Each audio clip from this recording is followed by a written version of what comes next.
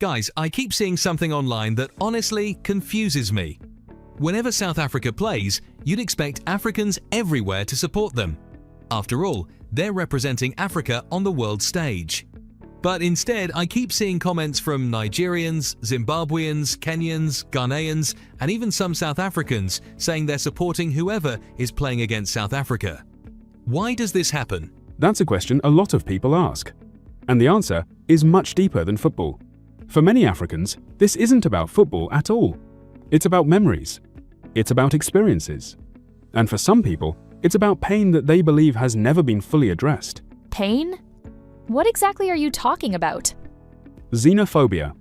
Specifically, the xenophobic attacks that have happened in South Africa over the years. But before we get into that, let's understand the background. South Africa is one of Africa's biggest economies. For decades, people from across Africa have moved there looking for jobs, education, business opportunities, and a better life. You'll find Nigerians, Zimbabweans, Mozambicans, Somalis, Ethiopians, Congolese, Malawians, and many others living in South Africa. Many have built successful businesses. Many have spent decades contributing to the country. So when did things start going wrong? The tensions existed for years, but the event many people remember most happened in 2008. Violence erupted in several communities. Foreign nationals were attacked. Businesses were looted. People were chased from their homes. More than 60 people were killed. Tens of thousands were displaced. Images from those attacks spread across Africa. For many people watching from other countries, it was shocking. More than 60 people? That's a lot worse than I thought.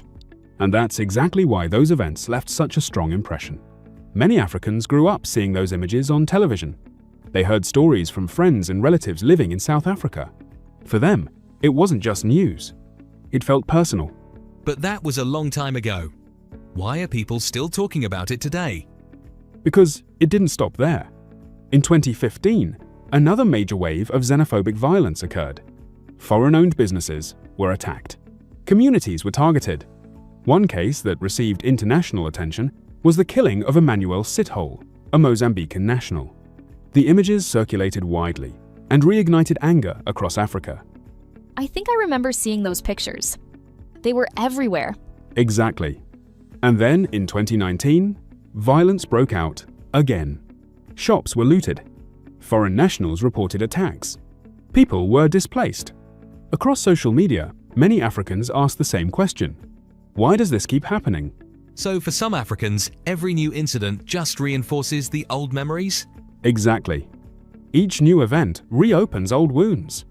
And because of social media, those incidents spread faster than ever. But hold on.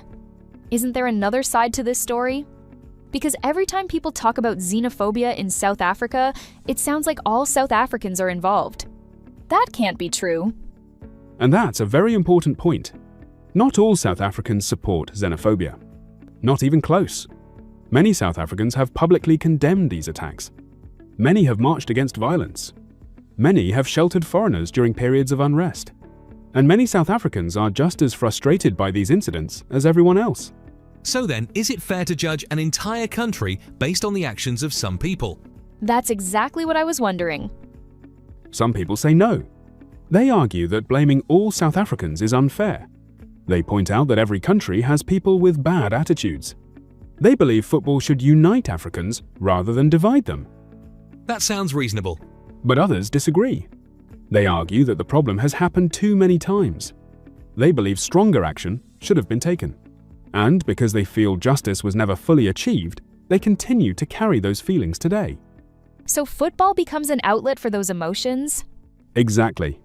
When South Africa plays at the World Cup, people aren't always thinking about tactics, formations, or players. Sometimes they're thinking about their personal experiences. Sometimes they're thinking about relatives who were affected. Sometimes they're thinking about stories they've heard for years. So that's why some Africans support South Africa's opponents? For some people, yes. Whether the opponent is Mexico, Brazil, England, Argentina, France, or anyone else. It's not necessarily about loving the opposing team. It's about expressing frustration with South Africa. But at the same time, there are also Africans supporting South Africa, right? Absolutely.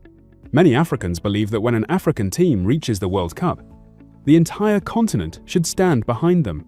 They argue that football should rise above politics and historical grievances. So, Africa itself is divided on the issue. Exactly. Some support South Africa because they see an African nation competing against the world. Others support the opposition because they believe past events still matter. Honestly, this is a lot deeper than I expected. I thought it was just football banter online. So now we want to hear from you. Should Africans support South Africa because it's an African nation? Or is it understandable that some people choose to support South Africa's opponents because of past events? Let us know what you think in the comments.